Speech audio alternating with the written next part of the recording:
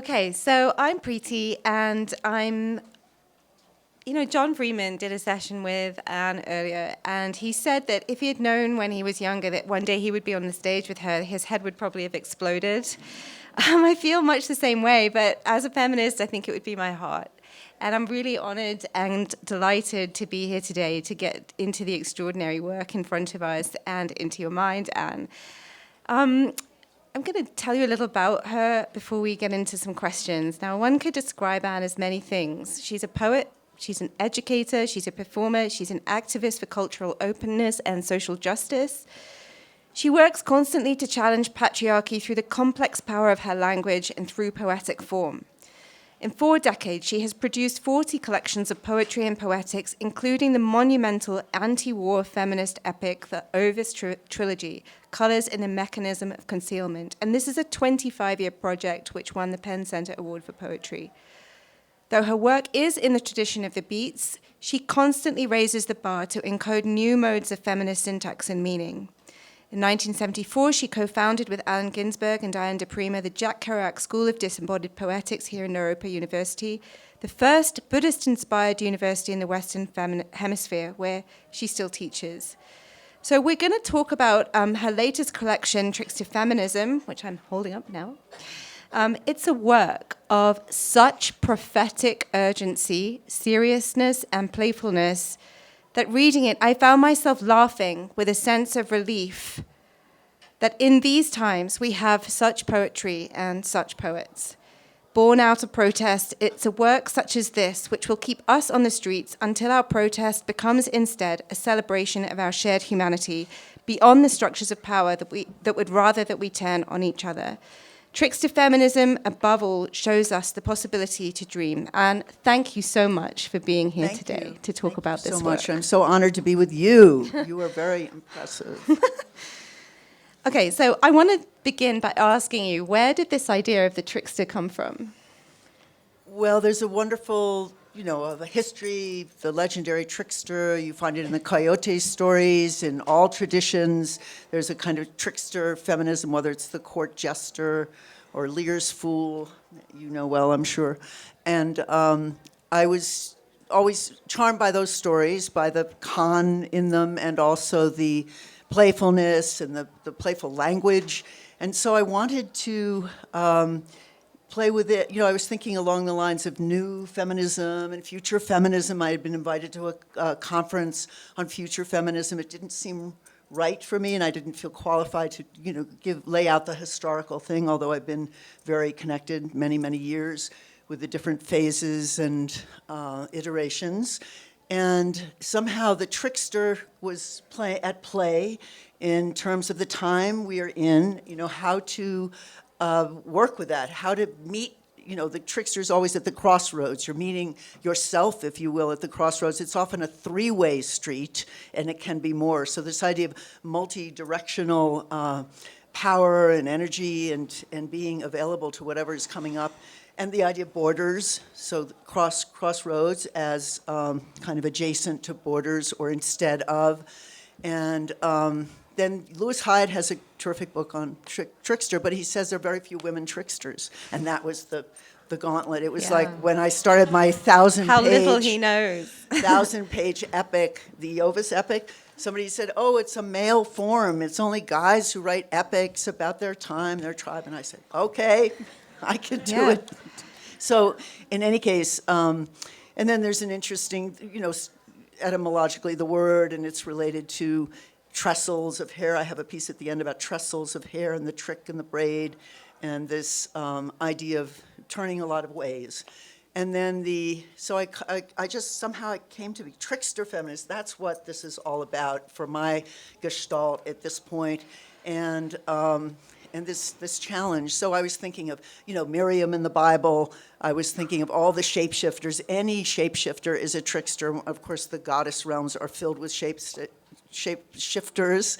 And Hecate, the great Hecate, who's in all traditions, is the sort of goddess of tricksters and of crossroads, a goddess of crossroads. And at the very end of the book, I have I kind of calling her Hecate, and I'm at this crossroads, and I invoke, homeless people outside and exposed at the crossroads and invoking her presence at that point. And then I end with the word jinxed, which is not etymologically related to trickster, but is in my poet head, just the resonance of trickster and jinx. Well, it's those kinds of links between language that undermine nationality and border and all sorts of things. And the book opens with 3 extraordinary epigraphs that cover sort of Egyptian goddesses. We got French feminists in there, and we also have Hank Williams. I know Hank Williams came on the radio and has a line about rabbits and right. chasing rabbits and shrieking at the moon. And it was the state of mind that many of us have been in as we listen to the radio or any kind of media coming in.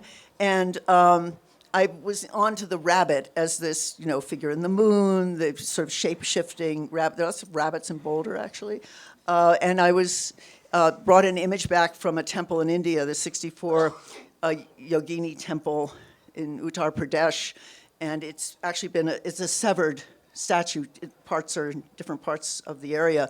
But I have a beautiful photo from a book that my friend Meryl White, who lives over there, Nepal had, and I took it to Laurie Anderson. I said, just make something of this come alive. And I am with this rabbit-headed yogini. I needed a totem animal. I needed some kind of totem because I always want to include the body, the female body in some way. And this way it's this added power of the rabbit who's very deceptively looks sort of calm, but is just going like this all the time, fraught with a kind of nervous energy. But also a kind of urgency, a very political urgency that is asking us always to question the things that perhaps we just get complacent about in the kind of realm of everyday life where we're trying to just pay our mortgages and go to school and take our kids to school. But all of this stuff is around us in the news and in social media all the time. And one of the sort of cycles of the poems in this book, Denouement, really captures both the sense of urgency in the form and also the kinds of messages that you're always working to. And I was wondering if I could ask you to read some of that for us so we can get a flavor of the book. Yeah, and some of this was actually penned in the streets. Lots of travel, but wherever I go, there's protest. And in New York, constantly, Washington Square Park, I live very near there. I mean, it's coming by the door every day. So that references that, and also ritual, and I invoke the sense of apotropaic, which is turning against evil. So doing spells, incantations, magics to avert whatever that might be. So this is Denouement, and it opens with a few lines from Patriarchal Poetry by Gertrude Stein.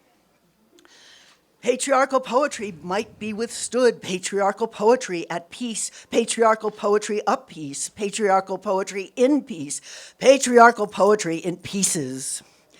And the day would be proud of itself, going on as if it hadn't already collapsed, had not been destroyed, riven, all the people mad and metabolically downcast. It's around the eyes, it's around the hearts. The city was reeling. People were coming out to the street in the way they wanted to see where the big guy lived and boasted so as to mock the event. It wasn't over. It wasn't going to rest. The guy was not real as the day, as the year, the century, the epic shared, was not real, the tribulation he ensued, was not real, but it was that affect that mattered. What would suffer?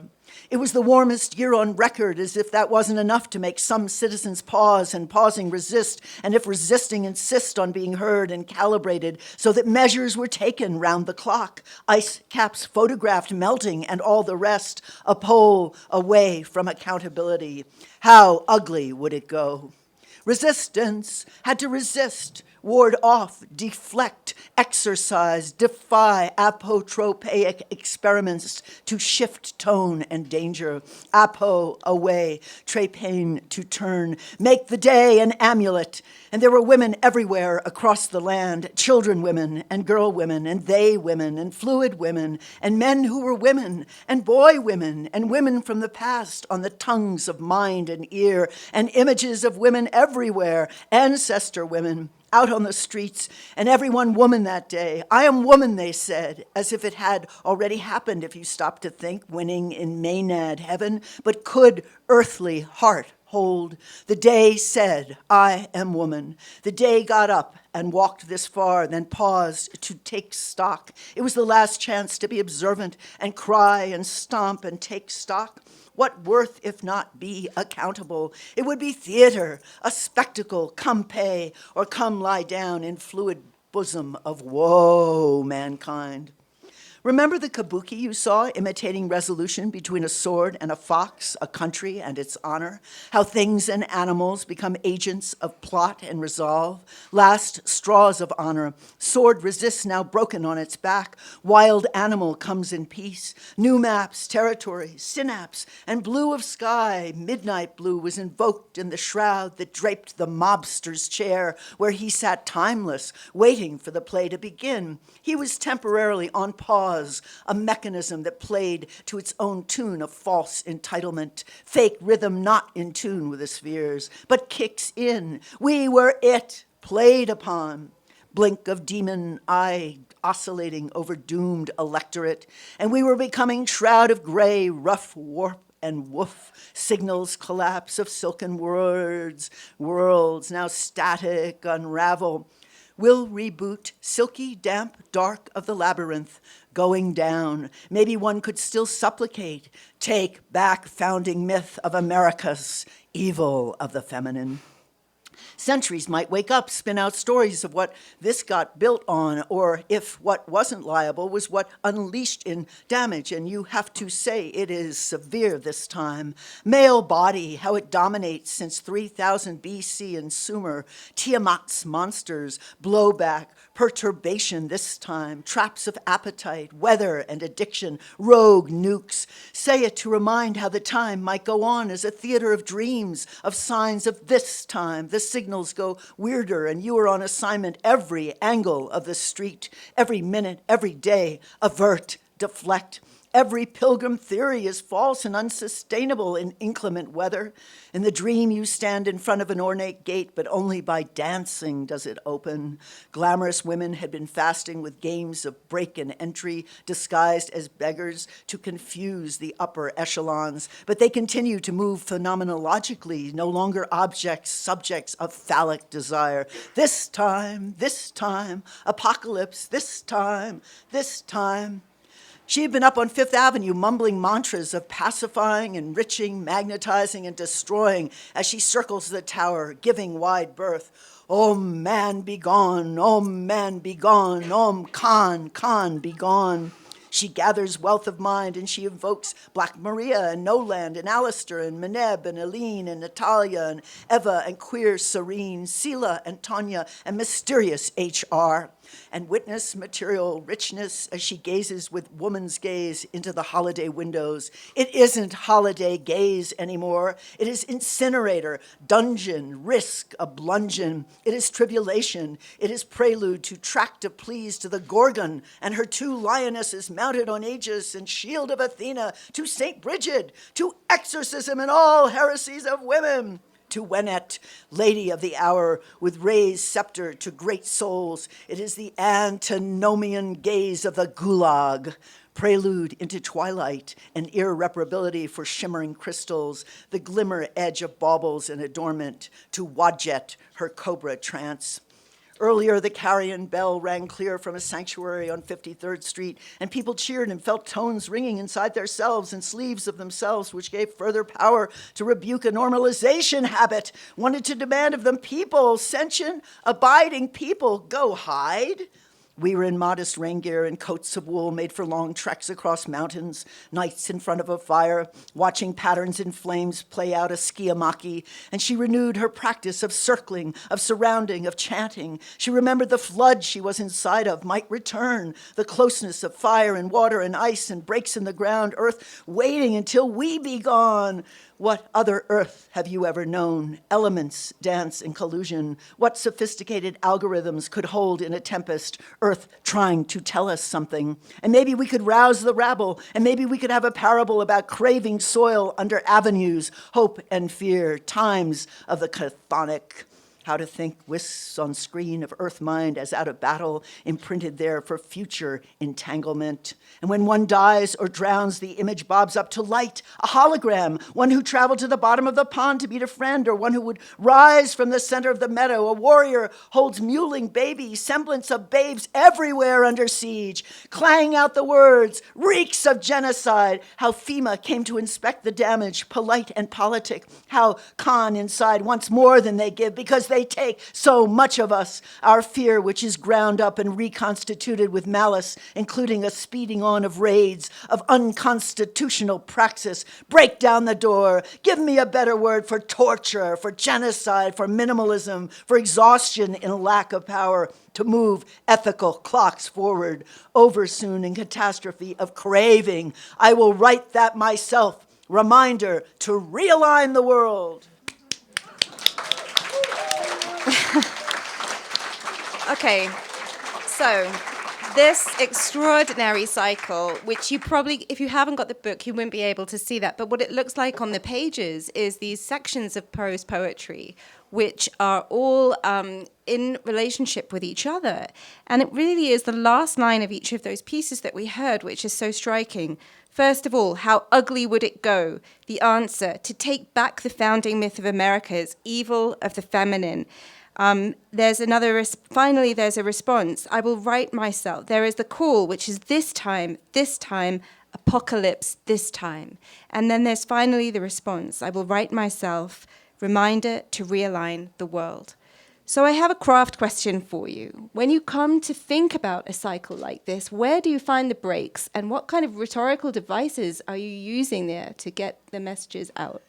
Well, the intention there, and I think I had to readjust a little, was 10 lines, kind of like a sonnet sequence or a short sequence of 10 sections. And there's an echo in a later section, a prose section, which has also this kind of shape. It doesn't get beyond the 10, and then seeing them as coming as the prose poem, sort of coming to an end that kind of realigns in a way the energy or the what would it be, the sort of mantra of each section.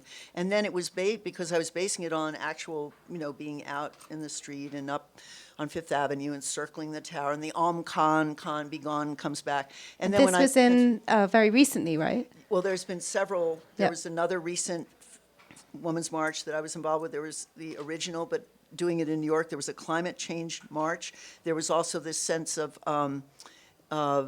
being out there with children, young women, children, and feeling like that gave me this impulse, I must say.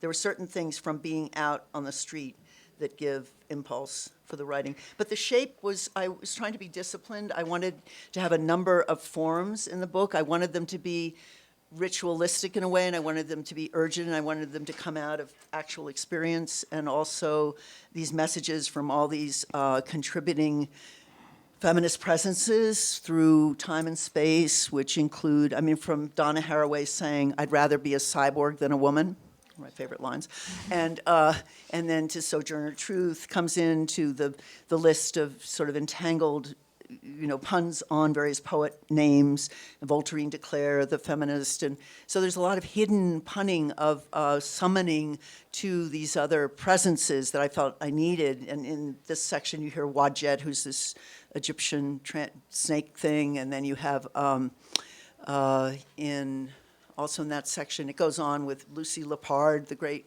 sort of cultural art critic. There's sections, there's a Mash de Beauvoir section. So disciplined in a way that there were certain voices I wanted in. I almost had to find the shapes for them. Yeah. Judith Butler's, kind of funny homage, which plays with punning. Yeah.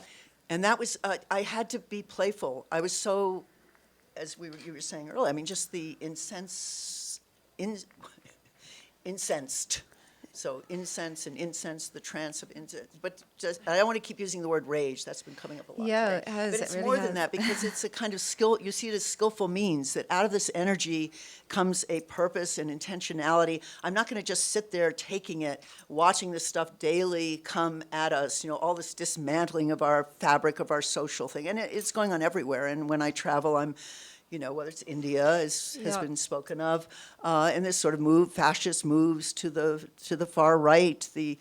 All the things we have to be aware of. But I felt I had to be ready for them and not just moan and groan and complain. And also, there was, as a writer, you want to take back the language. They're just making it impossible. And We it's live so in this crude. age where rhetoric is being used very powerfully, and it's up to the poet really to reclaim that, as you say, using the craft, using anaphora, using the dirge, using the chants. As we were listening, you can hear that chanting very much. Now, does that come from a poetic tradition, or is that something more connected to the Buddhist background? Well, I'd say both. There's the anaphora. Yep. The anaphora, which is it's heartbeat. It's really heartbeat. The repetition of, and I have an earlier poem, makeup on empty space. I'm putting makeup on empty space. All pattern is giving me empty space, and so on. And it's the heartbeat coming in. And then there's, yes, of course, Buddhist mantra, which is not about necessarily a message. It's almost nonsense syllables or pure sound or sounds that are meant to evoke the chakras and parts of the body to wake you up, just as Greek meters were used in different ways. There's the going into battle meter, and I'm forgetting which one it is. You'll tell me. Troke, respond. Yeah. Da da da da da da da da da da da da da da da da da da da. So you write a poem as you're going into the breach. Once more into the breach, dear friends. So that sense of evoking patterns of sound for effect, for power, for energy, for interesting music. For me, it's all music. I was always grateful when Allen Ginsberg, in fact, and I traveled to India about 10 years after he did, but he really brought mantra from doing, Hindu stuff really at first into the political realm. So you're hearing, Sanskrit syllables in the streets of Chicago during the protests there. Yeah, and that's how this extraordinary hybridity that you're capturing in this denouement actually comes out. But it starts with Gertrude Stein. And I wanted to ask you, because I heard you at lunchtime talk about how, I think you said there's only 20 minutes of Gertrude Stein in the National Library of Congress reported. And I find that impossible to believe. I'm sorry, but I have Gertrude Stein. She has a lot of writing, lots of big books, but there's only recorded sound, 20 minutes. So what do you think your work borrows from and reconstitutes of Gertrude Stein? How important is this poet to you and to national consciousness and also to poetic consciousness? Well, her forms are so interesting because her claims for poetry is all about naming, and it's listing and naming and so on. And prose is about verb forms. So you have all this participial verb forms, ing forms. And you have The Making of Americans, which is a 900-something page book, which is all verb forms, and it's considered prose. And then I love her sense of grammar. These comments like, a comma, who would need a comma? Commas to hang your hat on. And why do you need a question mark? You must be an idiot if you can't tell if something's a question. Anyway, it's very playful. Her vocabulary is very simple. There isn't a lot of logopoeia, heavy ideas.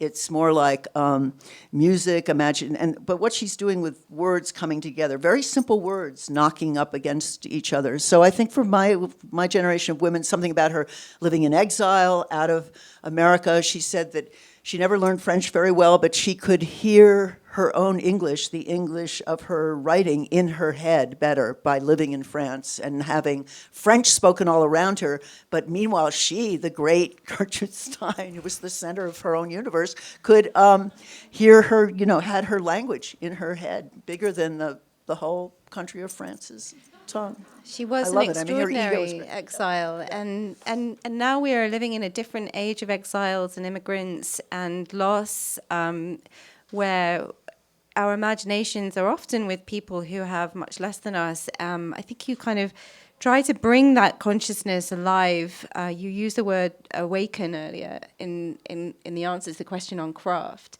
And, the kids these days call it being woke and so on. That's fine, but I wanted to ask you if you could read Streets of the World, because for me, that is the poem that really expresses this waking up, this collective consciousness that you're trying to inspire in us. This is kind of an ongoing piece. It's working with cut up and repetition and I was close to William Burroughs, who taught at the, a strange friend for a feminist. We won't go there, that's a whole other panel. We're going to go there. But he was, through Brian Geisen and the Surrealists, very involved with the cut-up form. And I, with all these other forms in the book, drawing on different, incantation and allegory and myth and so on, I wanted to include some kind of cut-up. So he appears, and there's a couple of little puns in here. But there, I keep updating it. I feel like I have to include, almost the daily news. Streets of the world. All writing, and the other thing was, I started to feel sorry for Rimbaud's mother. If you can believe it, he had a terrible time. He had one of these mother problems.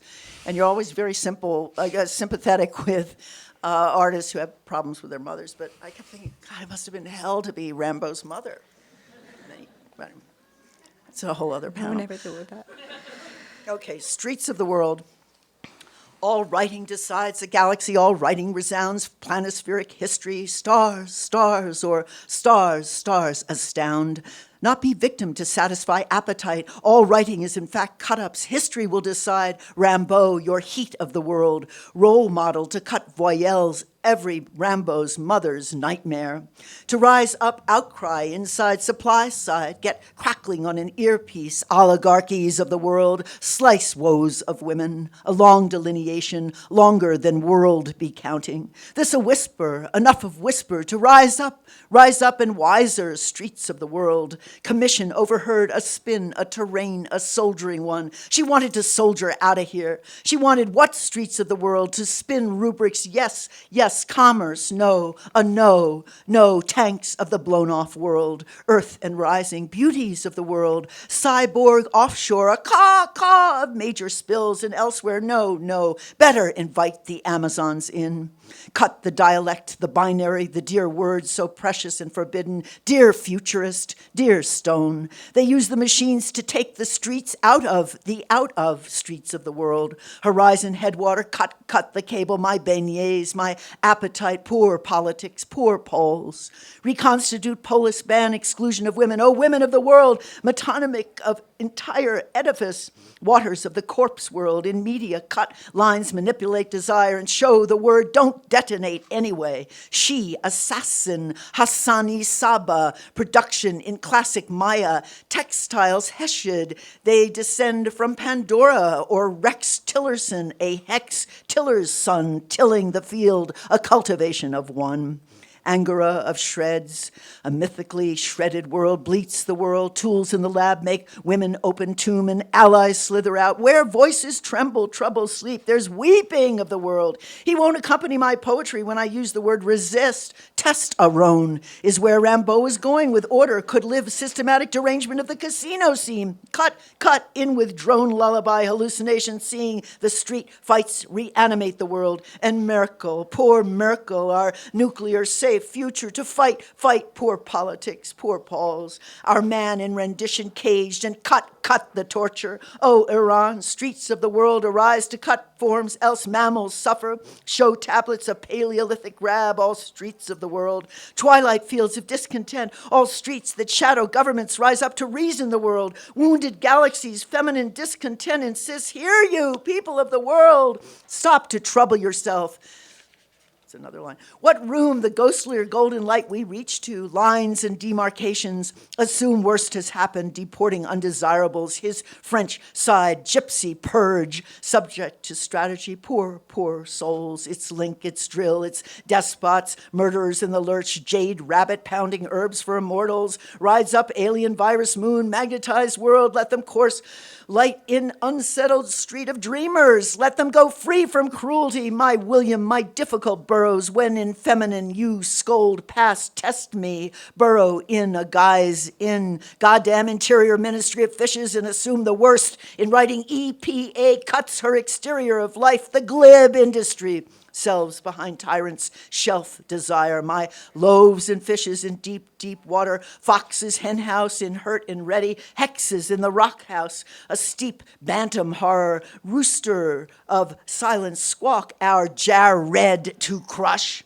bleak and white, streets of the bibliotech world, axis of sky, come down, mounds, my hacking Russia is at some point classical prose, no, Bulgaria, no, Romania, my Haiti, my Egypt, and Poland to come to this coastline, America, ruptured pipelines, to Gulf Stream is seated, cut to other syndrome, fields, ripple, effect, and your domino will fall, or Ignatian, your tongue will fall. Geronimo, a domino falls, 1% down. Bombs all fall down. Dimensions your strategy. Will history decide?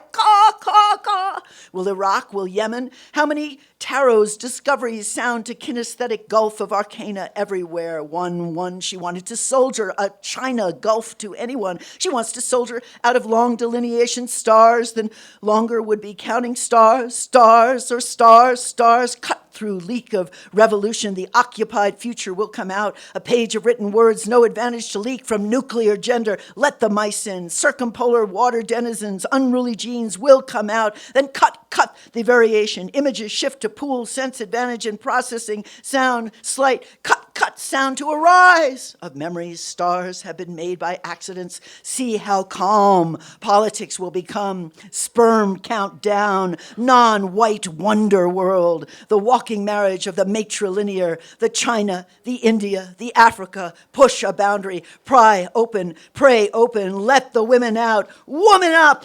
Take all Mandarin widows, oral consciousness of stars.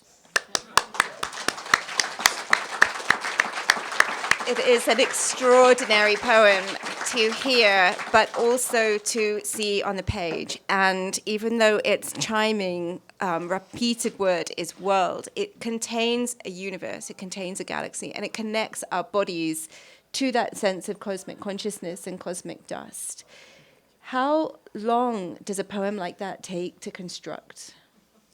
Well, there's these various iterations. You start and then you cut it up again, and then you cut, and then you see what works, what actually works kind of orally, and what works not so much logically, although there's this logic that just comes out, and the relationship. And then there was a ground I was playing with, certain news and Merkel and one particular, I don't know, it was a G8 or something, a way to include that but not be literal about it with this happened then and these were how people felt about it. And so I was trying to track things, and then when I was doing the proofs I thought, this needs a whole other section, but I had to just wait, book 2 or something.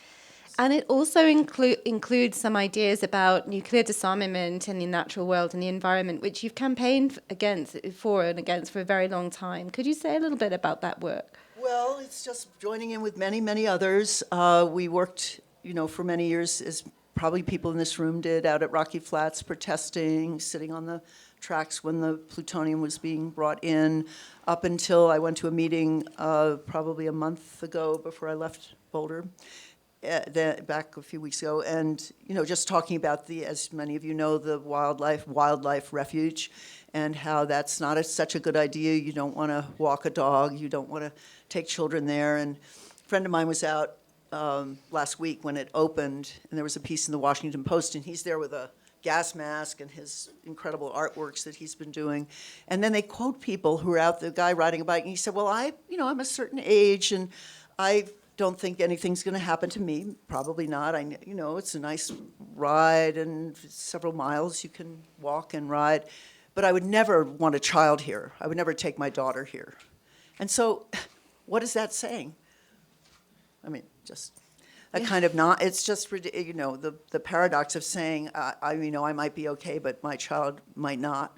I mean, that's this kind of idea that we have, some of us are safer than others, or it can't be seen. People have been going out there over the years since the plant closed. It's testing the soil. There's still plutonium in there. You never know where it might lodge, and if you're kicking up the dirt, just a speck, a tiny dot, it's almost 250,000 years, the half-life of plutonium. So, you start to think in these, the next poem in the next 5 years, the next book, the next chapter of our lives, 10 years from now. What is the 100-year plan? What is the 1,000-year plan? What is the 250,000-year plan? Poets, do you feel like poets have a particular responsibility to try to make us think about those questions, or is that particular, do Well, you I think? think it depends. An incredible. I've been writing some elegies. I have this poem I really felt very deeply connected to when John Ashbery died, and other kinds of writing that. But all art to me is political. I mean, it's in public space. It's in you, or in something's coming out of you and offered. But I think, specifically there was intentionality with this particular collection. I mean, all my work seems to have this notion, and it was something Ginsberg and I talked a lot about when we founded the Kerouac School, which is what people would say, what's the purpose of poetry, or what, and we would say it's to help wake the world up to itself. I mean, just as art can do. Yeah, help wake the absolutely. world up to itself. Help. It's not to change. You can't promise anything like that. But, it helps me stay awake, and that would be a small little step for. But it's not the case that all writers and all poets are those that we can necessarily agree with, given our own subject positions. And you've mentioned John Ashbery, who you really learned from and admired, and William Burroughs is kind of on the other side of that. So this is the question, not specifically about Burroughs, but as people, as who respect different kinds of art, what do we do when the makers of that art turn out to be monsters? Well, I can't think of a monster as monstrous as some of the monsters. Right. Give me a good example of an artist who's that monstrous. I mean, Ezra Pound is hard to beat. But you go to, sorry? Hemingway was a monster? Right. And So this is a question, it's coming up with, yeah. The guy that wrote Ender's Game? Ender's Game. Oh, yeah. He's a racist. Is that in the right? That's in the writing? Yeah, I've heard about him. Yeah.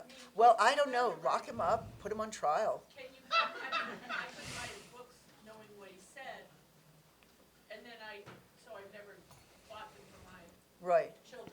I guess, yeah, I would think about that. I would think about, I always check things out before I read them. I feel like I've put up with, certain bad behavior of writers I have admired. For me, Pound, Encountering Pound's Cathay, his versions from the Chinese, is beautiful. The River Merchant's Wife, a letter, books of that, really turned me towards what I really wanted to do, but were helpful along the way. I think the Cantos is a masterful work with all kinds of, crazy theories in it, but they're passages of pure bliss. I think he was a little cracked. I think he was, I did some research for a kind of an opera text, a piece I developed with musicians and other performers, and it's called Cyborg on the Zattere. So I went to Venice and sort of followed his late years, paid attention to his various theories. I opened the piece in Wall Street and the idea of, gambling and so he's kind of, it's a paradox for me, the life and times of Pound and his work. So I try to take that on without saying this or, without for or against, condemning him. So I think when things like that arise, I don't think this writer you just mentioned is maybe worth the trouble. And Hemingway, has his.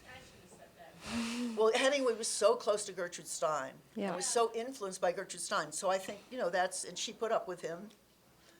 There's some famous, interesting stories. There's some interesting stories. I wouldn't want to be one of his wives. No. But you have to figure it out for yourself. I'm ready to, there are many people I condemn and I want to see go to, be exposed and made accountable. I mean, that's what we need to do, is really have, More this is a good accountability. time. If anything comes out of this time, it's the exposure and the way that things, you just cannot get away. You can't hide. There's no hiding place down here. I mean, you can try, and it might go on for even some generations, but ultimately, I think there's some kind of karmic and response, and that you're a haunted person. in Last some night ways. we were talking before our session, and we were talking about how even when we organize this thing, patriarchy, it seems to just grow a different head and come back sort of vampirically in a way. So I'm wondering, with the long experience that you have, and of feminism and of the struggle against patriarchy and sort of different kinds of capitalism and so on and war. Do you feel like these times that we're in a particularly extreme, and are we in the depths of a particularly dire cycle of samsara? I mean, is it just our bad luck? Well, supposedly we're moving into this is just the beginning of the Kali Yuga, which you know about I'm sure the Hindu version of that. There's the Mayan sixth, and there's sixth extinction. I mean, certainly the planet is crying to us and saying, wake up, people. All sorts of spiritual traditions are addressing this. We're feeling it in the weather. We're feeling it in our own bodies. It's dire from that point of view. And the nuclear stuff that, Trump's bringing back the very thing we were trying to shut down at Rocky Flats, which are the pits for the nuclear warheads at the Savannah, whatever their station there is called, their nuke thing in South Carolina. So things are coming back. And, they've just been waiting in the wings. But the incredible racism in this country and the history of genocide, this has got to be, the civil rights was never completed. I mean, not that it ever could be. The, just coming to some kind of recognition. And then you have these crazy people running our country who would love to be back at with the white Confederacy.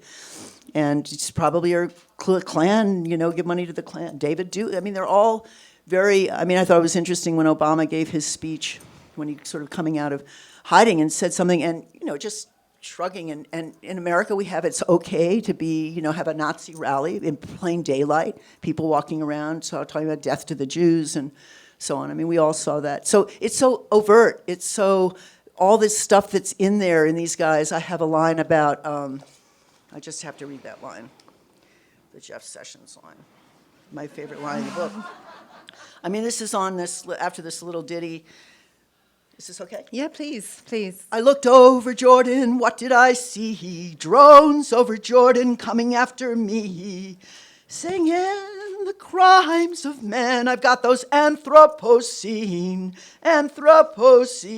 blues, and then the streets of man and so on. And then a bed of tears, angel of a new place. No fireworks tonight light the town. What ticks? Catastrophe. Be such a reader of all that goes visionary. Outside, walk the same street, stop by the same creek, wash eyes in bright water. Water becomes scarcer. World could dry up on social media, but write it differently. Lustration rhythm to understand the end. Does one see fear in Jeff Does one see fear in Jeff Sessions' eyes, and that aggrandizing sick smile, which is a predatory gesture of the face, jaw, mouth, related to atavism?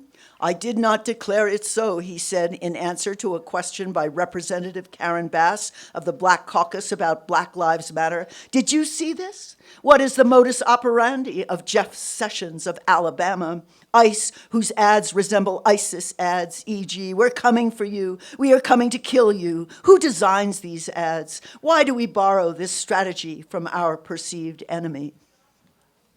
So, that kind of overt is like all, so we have a lot of work to do.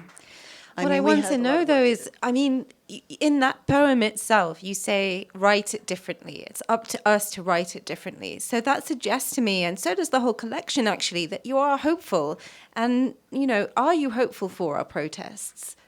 Yes, because I've lived a long life and seen things change. I've seen things get better for people I've known very closely and suffered with. And, the whole AIDS epidemic and what that came to, and then and we move back, we move a little bit forward, 2 steps forward, 1.5 back, and so on. But it's still after, Stonewall. Just so many things that have been part of my life, and I've seen things improve for women writers. When I was starting, it was hard to get published. I'm not sure what your experience has been, and there seemed to be a dominant thing. Still you have all this dominance with, say, the New York Review. It's more men always than women. I'm always counting the pinks and blues. And then not to mention all the other possible genders and identities and diversity. Diversity was very little on, certain scenes, kind of segregated in New York and San Francisco and a lot of places around the country, Chicago. I mean, we all know this. We all have had experience of this. And it's time. It's over. It's got to be over. And if you can declare that in yourself and then help in any little ways you can to make that, shift or change, it's how you welcome things into your world. I mean, we try with the curation of the summer writing programs at Naropa to really mix it up. There's a wonderful conversation from many different people. I would like to think beyond the binary, always beyond the binary, and also a notion of how you are with family. I mean, so many people I meet, their families are voting for the wrong people.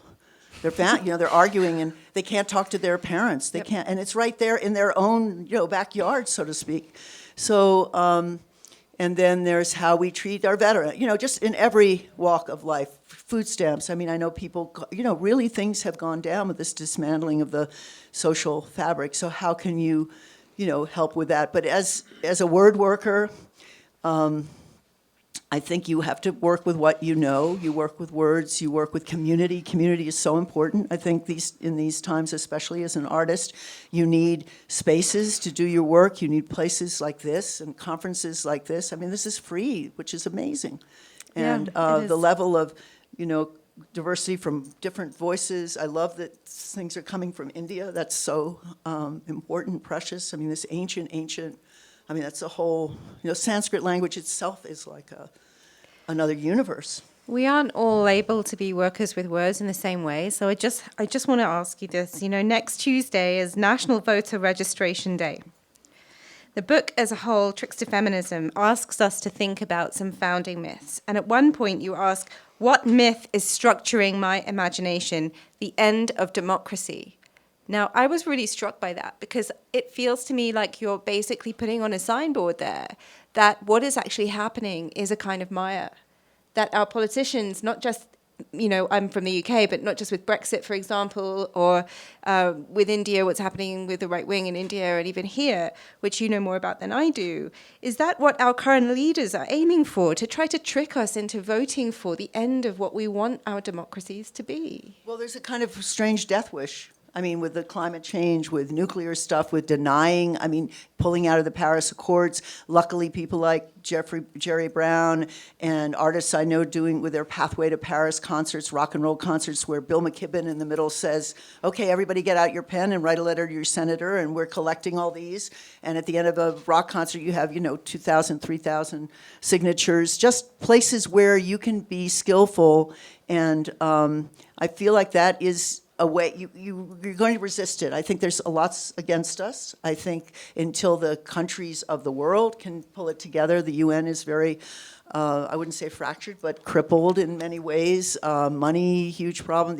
Every direction you turn, you open the paper and there's money laundering in the Vatican choir. For Christ's sakes, and you're sort of like, okay. We're laughing because it's absurd, but it's actually absurd. So shocking. I know we're laughing, but it's like, okay. And it was, I remember when Obama came on, his first problem was dealing with pirates. It was front page, pirates in Yemen. And then you go on to, what was the other? Oh, the policemen in New York City with their prostitute rings and numbers game. I mean, just this old stuff. And it was sort of some kind of discombobulation and dystopia within these certain things that you sort of think, well, can they really make a lot of money at this? The Vatican choir? You wonder. Anyway, so there's a call to action there for all of us, and Trickster Feminism is an be extraordinary book. Yeah, be good in your own pure. ways. So I would like to ask you to put your questions to Anne if we have a bit of time. And I know you'll have a lot of questions, so please try to keep them brief and make them questions. Lady in the back in the yellow, she was first with her hand up. We'll start there. It should be a question, but it's just a celebration of the great Spike Lee film. Black Klansman. It's a very just skillful- amazing yeah, and very skillful wonderful film. Yeah, there's so much coming out from Black directors, and just amazing work. I was in all fortunate traditions. to hear Miriam Makeba live in '65 San Great. Francisco. Wonderful. You know, and then I saw a little blurb recently, and it was Makeba and Aretha, Uh-huh. and just this gathering. Yeah, well, keep honoring. It's just a wonderful thing. Thank And you you can so see all much. across Yeah. the spectrum at any one particular time or place Right. where there's horror and then there's transcendence. We would like to take a question from this lady with the red glasses. Yep. Question. Yep. This will be really brief. Maybe I think I missed something that you said earlier, so I would love Sure. for you to clarify it. You mentioned at one point that we need to take back the language. Can Well, you just explain hold that? on to it. Don't let them take it from us. When- I don't want their language. When you say the language, what are you referring to? 'Cause I'm referring to the way we work with phones and phonemes, whatever your particular language is, native language, just how we work with invigorating language, with original language, with imaginative language, with refreshed language. It isn't always these cliches and these tropes and these slogans and make America, this kind of Sound nonsense. bites. Yeah. Well, it's just as also to do with having a rigor to the language, which is so obvious in the poetry. So, for example, the tautology of Brexit means Brexit. It doesn't mean anything. It's a completely zero sum. And yet it's completely convinced half the population more of the voting in the UK to vote for something they have no clue what it is.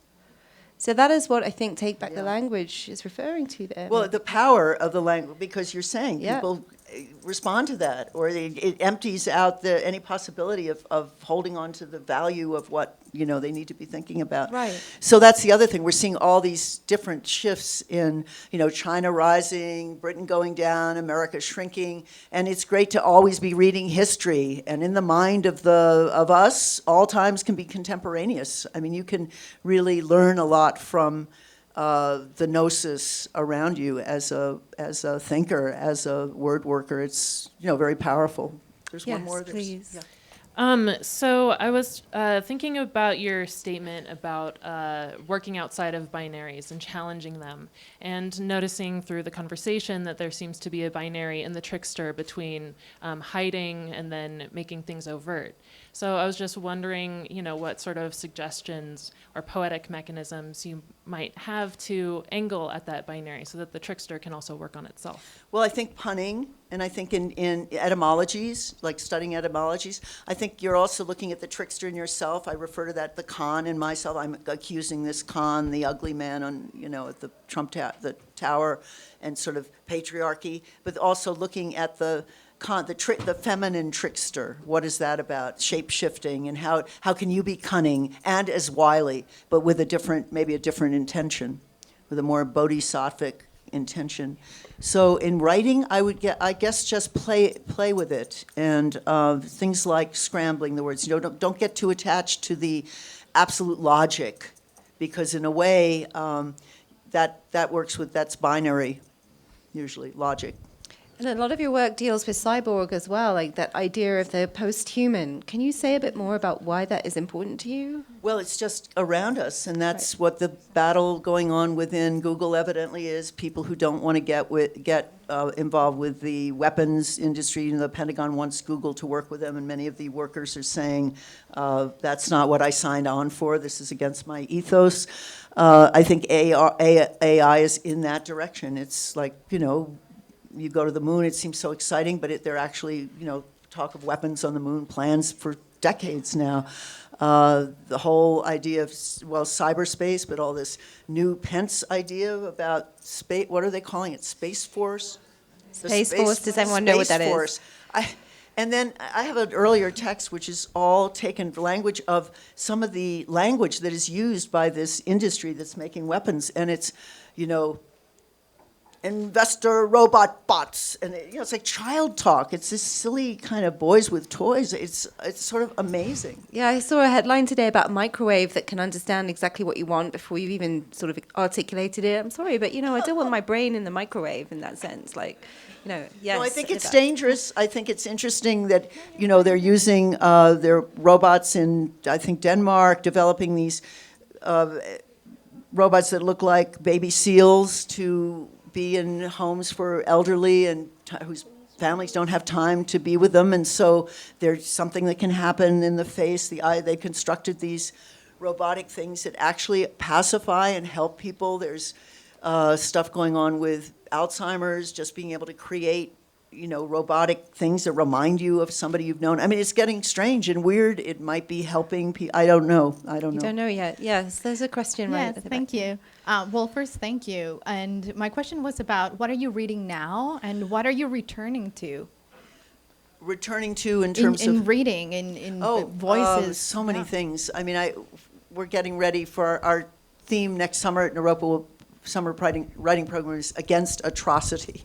So I'm reading about the carceral system, this amazing book by Jackie Wang, Carceral Capitalism. I'm constantly reading, Chinese poetry, recent book translated by David Hinton. I'm reading, other women writers who are writing on these difficult topics. There's a book on the Black feminist movement. In terms of books of poetry, I recommend, Layli Long Soldier and Claudia Rankine and various others of the last couple of years who've really, put some new sort of things forward. Book by, what's her name? Get a lot of poetry. I try to keep up with poetry and with younger writers. What's her name? Clevedence? Cody, Rose Clevedence.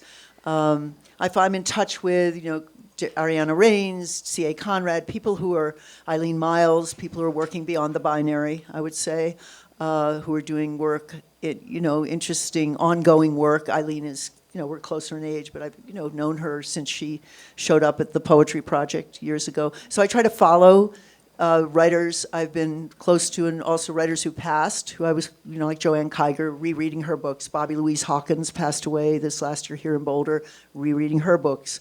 The poet Bill Berkson, who passed away last year, just published a memoir. So I'm try to be very loyal. When somebody dies, I just want to go back into their work. One of those people was John Ashbery. Just before I go with that, though, has anyone got any more questions that they would like to ask? Yes, please.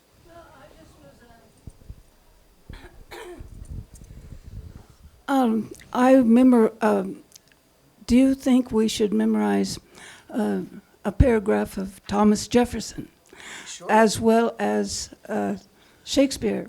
And would you like to write a play to manage your intensity? Oh, well, sure. I have written a couple of theater things. I just finished it's a libretto for an opera called Artaud in the Black Lodge, Antonin Artaud in the Black Lodge. So Artaud in the Black Lodge. The Black Lodge comes out of actually Burroughs and out of David Lynch. And the assignment from the composer, David T. Little, was somehow involve these three. And what a job for a feminist. David Lynch, William Burroughs, and Antonin Artaud, who was, quite mad. So I went into their texts. He uses very minimal text, but I wrote some large thing and he extracted, but it will premiere, I think, in Philadelphia at their big sort of opera thing in the fall, next fall, so that's exciting. And it was a challenge, and I had to tell a little bit of the stories. And I worked with the Buddhist Wheel of Life, the Hell Realms, and found, ways that the three of them are combined in the Hell Realms, and then the God Realms, and the Warring God Realms, and so on, Animal Realm. Got some rabbits in there, but I don't know that he used the rabbits. That sounds pretty intense. I'm not sure you're going to manage your intensity. But in terms of Jefferson, Jefferson is problematic. Maybe not. I don't know. You have to pick your what works for you in terms of that history. And I feel like slavery is something we really need to be very clear about and know those histories and know who was working against it, who was benefiting by it, and then you have to look at our founding fathers, the endless founding fathers. There were a lot of bad apples in the barrel. What can I say? I would go to things that actually have a sort of visionary and moving it forward and waking you up and sheer beauty and things that make you uncomfortable, things that are beyond the binary, forms that are new to you. In other words, this book. Anne, thank you so much. Thank you I think so we're much. at time. Thank you so much, Anne and Preti. Thank you so much.